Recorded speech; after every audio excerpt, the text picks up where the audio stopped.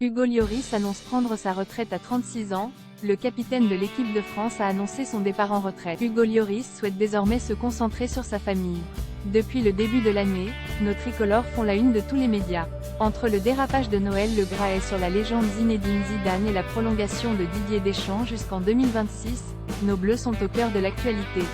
Ce lundi 9 janvier 2023, c'est Hugo Lloris qui a annoncé sa retraite internationale à l'équipe.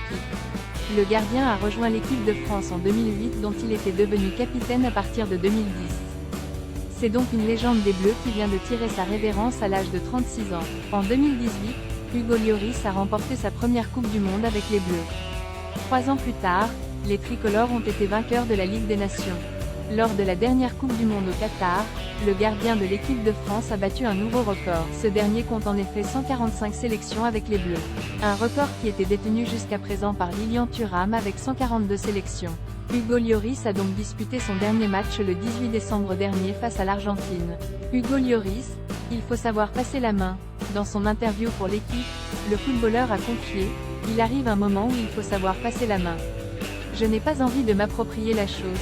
J'ai toujours dit et répété que l'équipe de France n'appartenait à personne, et on doit tous faire en sorte que cela soit le cas, moi le premier. Je pense que derrière, l'équipe est prête à continuer, il y a également un gardien qui est prêt, Mike Maignan. Hugo Lloris souhaite partir sur une note positive. Le gardien a ensuite déclaré « Je préfère sortir en étant au plus haut que d'attendre une baisse de régime, ou la compétition de trop. Il y a aussi un choix familial. Je ressens le besoin de passer plus de temps avec mon épouse et mes enfants. » Hugo Lloris continuera de jouer pour les Spurs jusqu'en 2024 au moins.